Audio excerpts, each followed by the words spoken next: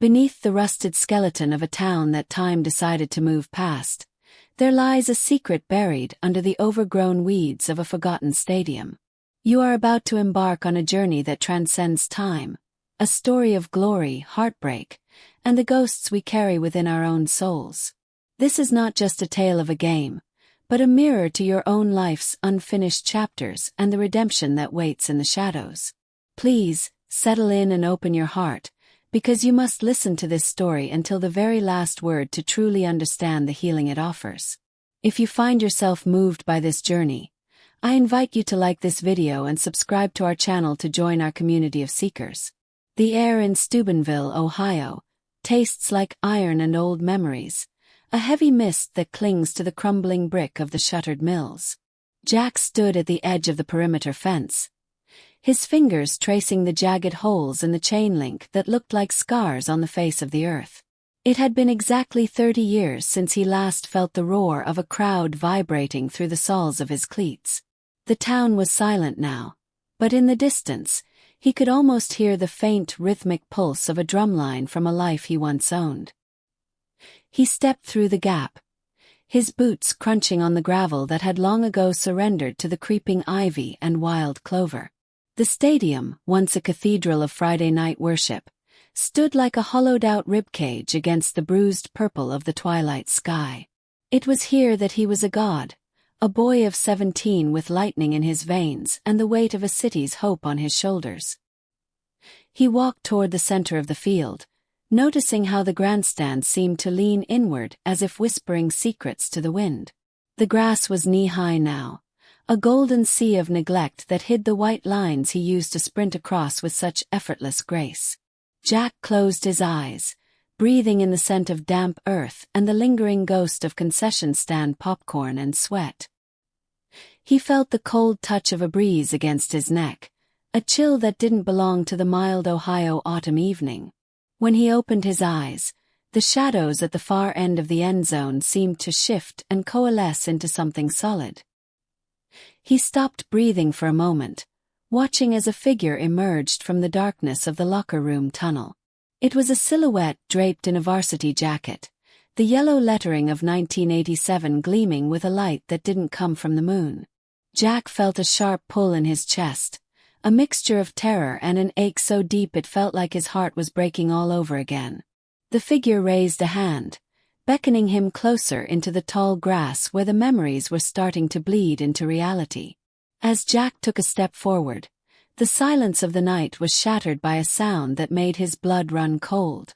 It wasn't the wind or a passing car, but the clear, unmistakable whistle of a coach echoing across the empty expanse. The sound was so sharp it felt like a physical blow, grounding him in a moment he had tried to bury for 3 decades. He looked down at his hands and noticed they were no longer weathered by age, but smooth and wrapped in athletic tape. The lights of the stadium suddenly flickered to life, not with the hum of electricity, but with a pale, celestial glow that turned the weeds into emeralds. He wasn't alone anymore. The field was filling with shapes that moved with the precision of a championship team. These were the boys he had bled with, the brothers who had promised to conquer the world before the world conquered them. He saw Tommy at quarterback, spinning the ball with that familiar cocky grin that had been silenced by a car wreck in '89. They didn't look like ghosts. They looked like the best versions of themselves, frozen in the pinnacle of their youth. Jack tried to speak, to call out their names, but his voice was caught in a throat tight with unspoken apologies. He realized with a jolt of electricity that he was wearing his old number 34 jersey, the fabric pristine and smelling of laundry detergent. Tommy walked up to him, slapped him on the shoulder, and told him it was time for the final drive. The reality of the present seemed to dissolve like sugar in water, leaving Jack stranded in the middle of the 1987 state championship. He could feel the eyes of 10,000 people on him, a weight that felt both like a burden and a blessing. The atmosphere was thick with the scent of winter-green rub and the electric tension of a game tied in the final seconds. But as he looked toward the sideline, he saw a dark, shimmering portal where the grass ended and the abyss began. Every time he tried to focus on the play call, his vision would blur and the stadium would flicker back to its ruined, abandoned state. He was caught between two worlds, a man trapped in the amber of his own greatest regret. The ghost of Tommy leaned in close, his breath smelling of peppermint, and whispered that this was the play where it all went wrong. Jack felt a cold sweat break out on his forehead as he remembered the exact trajectory of the incoming hit. He looked down at his knee, the one that had been shattered and had ended his journey to the professional leagues before it even started. In this ghost world, the pain was gone, replaced by a terrifying lightness that felt more like a lie than a gift. He knew that if he ran the play, he would have to experience the moment of his destruction one more time.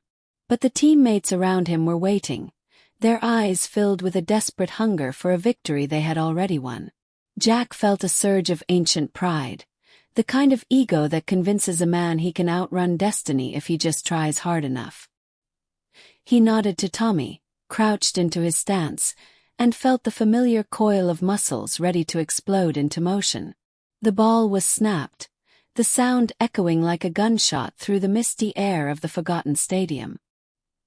He took the handoff and saw the hole open up between the tackle and the guard, a path to glory paved in light.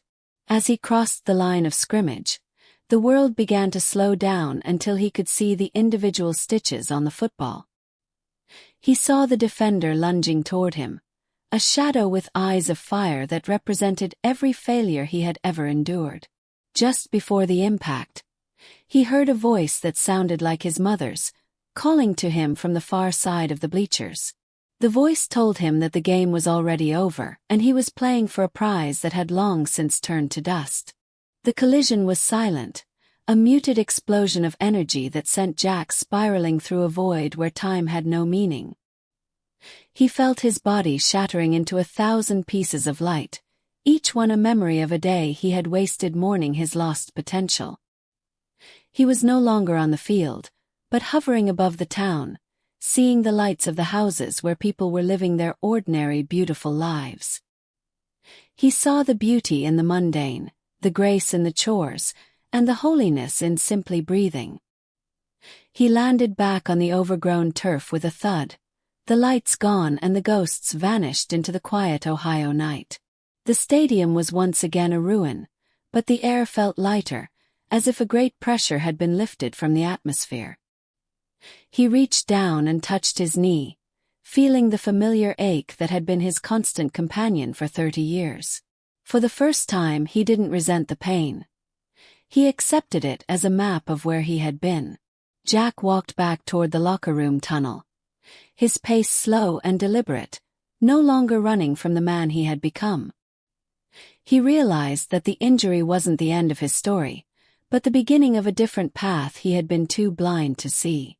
The ghosts hadn't come to haunt him, they had come to release him from the prison of his own nostalgia.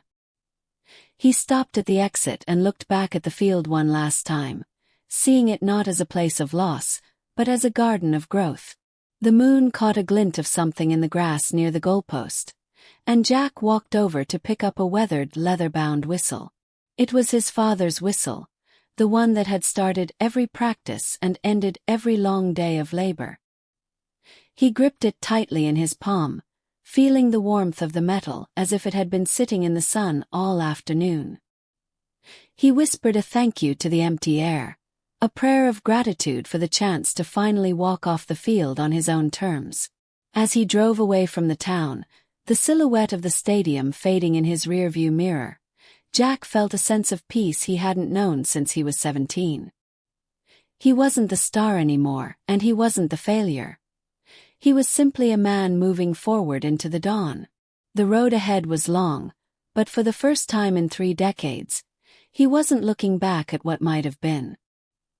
He was looking at the horizon, ready to play a new game where the only score that mattered was the love he left behind.